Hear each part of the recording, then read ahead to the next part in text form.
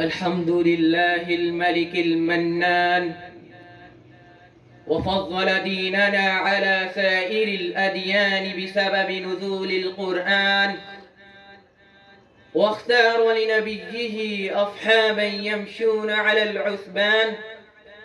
والصلاة والسلام على المبعوث إلى ثقلين الإنس والجان، وعلى آله وأصحابه أصحاب العز والعرفان. عما بعد، فأعوذ بالله من الشيطان الرجيم. بسم الله الرحمن الرحيم. إن هذا القرآن يهدي للتي هي أقوم. صاحب الفضيلة والسماحة الشيخ عبيد الله، والإخوة الفضلاء، والعلماء النبلاء، والعامة من المسلمين، قبل كل شيء أحييكم بتحية الإسلام والمسلمين. السلام عليكم ورحمة الله وبركاته. موضوع المختار هو فضائل القرآن. معاشر الأحبة، إن القرآن هو كلام رب العالمين، وحبله المتين، ونوره المبين، وصراطه المستقيم. أيها الإخوة الكرام، القرآن هو عصمة لمن اعتصم به، وشفاء لما في الصدور. وقد وردت آثار كثيرة ما هو متعلق بفضل التعلم والتعليم، ومنها ما هو متعلق بالقراءة والترتيل، ومنها ما له علاقة بحفظه وترجيعه. كما وردت آيات عديدة في كتاب الله عز وجل تدعو المؤمنين إلى تدبره وتدبيك أحكامه، وإلى الاستماع والإنصات عند تلاوته. أيها الإخوة الكرام، أتعلمون من هو خيار هذه الأمة؟ اسمعوا إلى الحديث الذي رواه البخاري في صحيحه عن عثمان رضي الله تعالى عنه عن النبي صلى الله عليه وسلم، حيث قال: خيركم من تعلم القرآن وعلمه. ومن فضائل قراءة القرآن أن قارئ له بكل حرف 10 حسنات.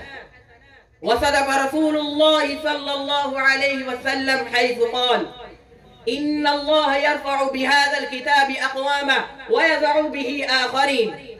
ولصاحب القرآن أجر عظيم في الدنيا والآخرة. يقال لصاحب القرآن: اقرأ وارتقي ورتل كما كنت ترتل في الدنيا، فإن منزلك عند آخر آية تقرأها. معاشر الأحبة، لقد تسابق الفصحاء والبلغاء والحكماء والشعراء في وصف هذا القرآن وسرد محاسنه وفضائله، ولكننا لا نجد أبلغ ولا أسمى من وصف صاحب الرسالة محمد بن عبد الله صلوات الله وسلامه عليه، حيث قال: كتاب الله فيه نبأ ما قبلكم وخبر ما بعدكم وحكم ما بينكم.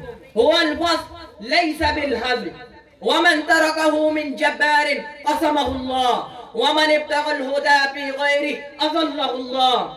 وهو حبل الله المتين، وهو الصراط المستقيم، وهو الذكر الحكيم.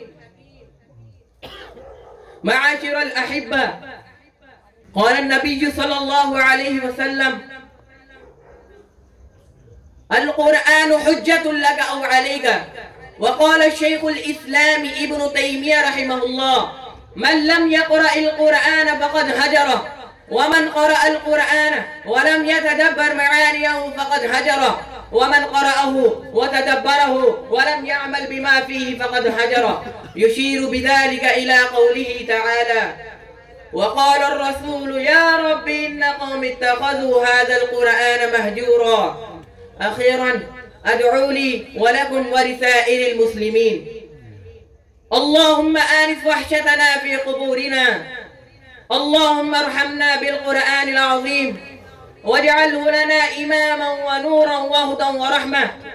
اللهم ذكرنا منه ما نسينا، وعلمنا منه ما جهلنا، وارزقنا تلاوته آناء الليل وآناء النهار واجعله لنا حجة يا رب العالمين. والسلام.